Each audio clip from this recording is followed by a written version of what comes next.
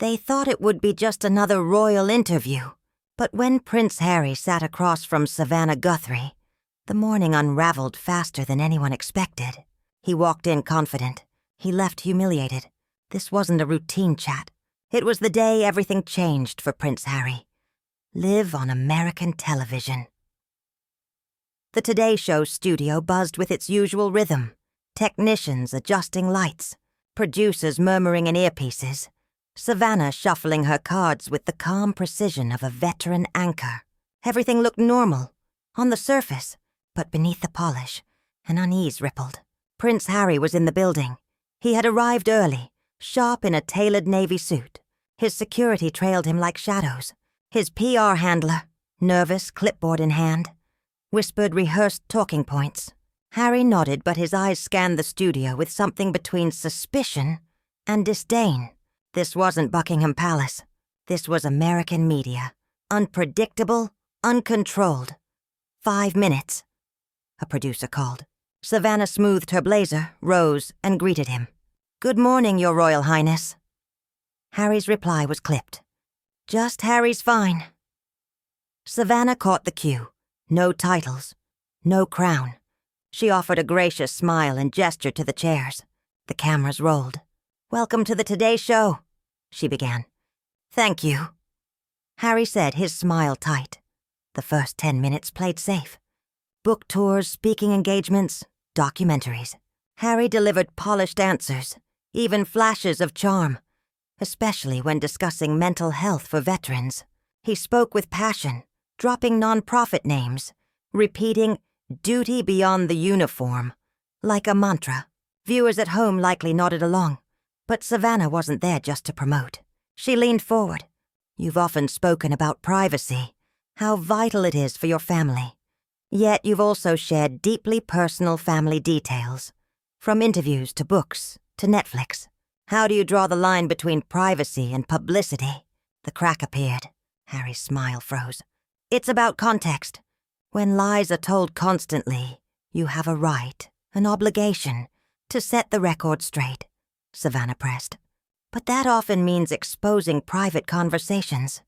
Details about your father, your brother, even your grandmother. Those weren't public until you made them public." Harry's eyes narrowed. "That's unfair." Savannah held steady. "It's just a question. Many people are wondering where the boundary is." Harry gave a humorless chuckle. "I didn't come here to be grilled. I came to talk about the good this project is doing." "Of course," Savannah said smoothly. "But as you know, the public narrative matters." The tension in the studio thickened. Savannah shifted to what should have been softer ground. "You've said leaving royal duties was one of the hardest choices of your life. Do you ever miss that world?" Harry's jaw tightened. "I miss the service," he said at last. "Not the institution." Savannah tilted her head. "And your family? Do you miss them?" Silence. Then carefully, "We're focusing on healing privately." She caught it. The dodge, subtle but obvious. His defensiveness was palpable now, and the audience could feel it too. Savannah smiled lightly, trying to ease the edge. "Fair enough. Let's shift gears a bit. Meghan." Harry's head snapped up. "Let's not." He cut in, voice sharp. Savannah blinked. "Sorry, you said this was about me. I'm here, not her. I was only going to ask how she's doing." "She's fine," Harry said, his tone icy. "But again, this is about me. I'd appreciate if we didn't make it about my wife." The control room lights dimmed slightly for a commercial cue, but Savannah didn't flinch. She wasn't rattled by titles, and she wasn't about to let a guest dictate the rules. Her voice softened. "Of course. But many of our viewers are curious about how you both navigate this public life together. You're partners in so many ways." "It's admirable." Harry crossed one leg, exhaling through his nose. "We navigate it privately, the way families should." A pause. Savannah let the weight of it hang before sliding her next card onto the desk. "Let's talk legacy. You've said you want to build something meaningful beyond titles and tradition. Yet critics argue that without the royal platform, your reach wouldn't be what it is today, that you've distanced yourself from the crown. while still capitalizing on the connection. "How do you respond?" "That was the trigger." His composure cracked, just slightly but enough for Savannah to catch. "Are we really going there?" he muttered. Not into the mic, but loud enough for the boom to catch it. Savannah's smile held steady. "It's a fair question. One a lot of people are asking." Harry leaned back, the PR posture, but his fingers drummed against the chair, betraying the churn beneath. "I've earned everything I've built outside that institution. I'm not cashing in on my family name. I'm surviving without it." "Surviving," Savannah countered gently, "but still using the titles. The Duke of Sussex is on your book cover, your documentary credits, your posters." His eyes sparked. "That's who I am." Savannah leaned in. "But is it who you want to be? Or who you need to be to stay relevant in a media-driven world?" Harry uncrossed his legs, leaning forward now. He looked into the camera, then back at her. "I don't need relevance. I need truth." Savannah arched a brow. "And yet, here you are again." Silence. The studio lights caught the glint in his eyes. Even the crew behind the glass could feel it. Something was building. The prince hadn't erupted yet, but the ground was shaking. The commercial break hit just in time. Harry leaned back, jaw locked, fingers tapping out a rapid staccato on the armrest. His PR handler rushed in, whispering frantically. He gave a single dismissive nod, eyes fixed on a faraway point beyond the cameras.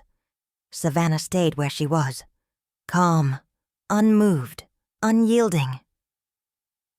Savannah sat poised, sipping calmly from a Today Show mug. Unshaken.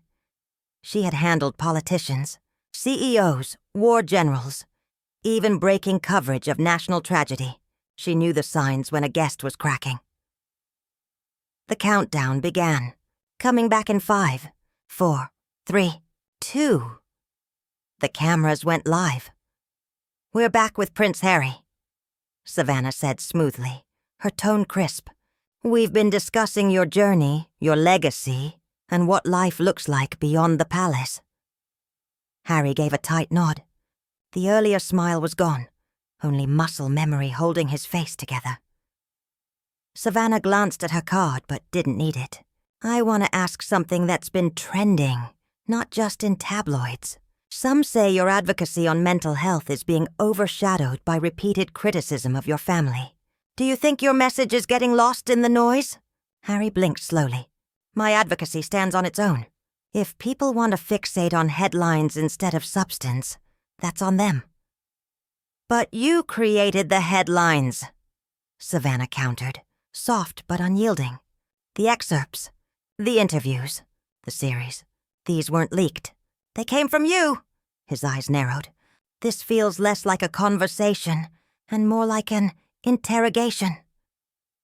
"I'm voicing what many are wondering," she said, calm as glass. "You've always said you want to control your narrative. I'm asking how that control fits with constant public exposure." Harry laughed sharply. "Maybe because every time I try to do something meaningful, I'm dragged into defending my existence. Like now." "That's fair," Savannah conceded, leaning in. "But is there a difference between defending your existence and monetizing your grievances?" There it was. The smile dropped. "I'm sorry. Are you accusing me of profiting off trauma?" "I'm asking," Savannah clarified. "You've shared childhood trauma, your mother's death, family rifts. But those stories are now part of a multi-million-dollar content machine. Do you think your pain has been commodified?" Harry chuckled bitterly. "Must be nice, sitting in that chair, passing judgment on how people survive." "I'm not passing judgment," Savannah said evenly. "I'm questioning the message. Young men look up to you, veterans especially. They're not writing books or signing Netflix deals. They're living with pain privately. Does your model suggest healing requires exposure?" Harry exhaled hard. "What it suggests is that honesty matters, that breaking cycles requires visibility." Savannah didn't blink. "Even when that honesty means naming and shaming your family? Publishing texts, voicemails, personal conversations?" Harry straightened, shoulders tense, the strain visible even to viewers at home. I'm not here to be disrespected." "No one is disrespecting you," Savannah replied, calm but firm. "You agreed to this interview knowing we'd ask about things you've made public. If those topics are suddenly off limits, why agree to come at all?" Harry didn't answer. He shifted in his chair, then forced a smirk. "Maybe I overestimated this program. I thought I'd be treated like a human being. Not as a scandal headline." The jab lingered. Savannah didn't flinch, though a flicker of steel passed across her expression. "You are being treated like a human being," she said softly. "That's why I'm asking human questions, ones that require accountability, not rehearsed lines."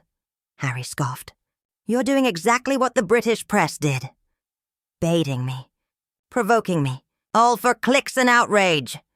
Harry snapped. "You're not in Britain anymore," Savannah replied evenly. "You're not being chased by paparazzi. You're sitting in a studio, in control of your own words." The silence that followed was heavy. Harry shifted in his chair, agitation showing through. Savannah turned the page. "You've spoken about your love for America, that this country gave you and Meghan a fresh start. Yet so much of your focus remains on what you left behind, not what you're building. Why is that?" His expression darkened. This was the moment he'd been dreading. "You brought up Meghan," he said coldly. "I thought we agreed this was about me." Savannah blinked, unfazed. "I simply referenced your life here in the States." "You're pivoting again," Harry pressed, voice rising. "Trying to get a reaction. Is that what your producers want? A sound bite?" Savannah held his gaze. "What my producers want is clarity. What our viewers want is sincerity.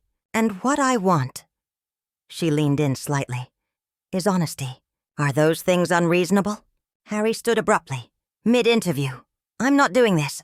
I won't sit here and be poked and prodded like a circus act." The crew froze. A camera instinctively followed him as he moved toward the edge of the set. Savannah didn't move. "Prince Harry," she said, firm but respectful. "Please don't walk away. This is your platform. You came here to speak. So speak." He turned back, frustration carved into every line of his face. "You don't want me to speak," he sneered. "You want me to perform." "I want you to answer," Savannah corrected, her tone calm as steel. "Because right now, millions of viewers aren't seeing a man protecting his family. They're seeing a man refusing to be questioned." That one landed.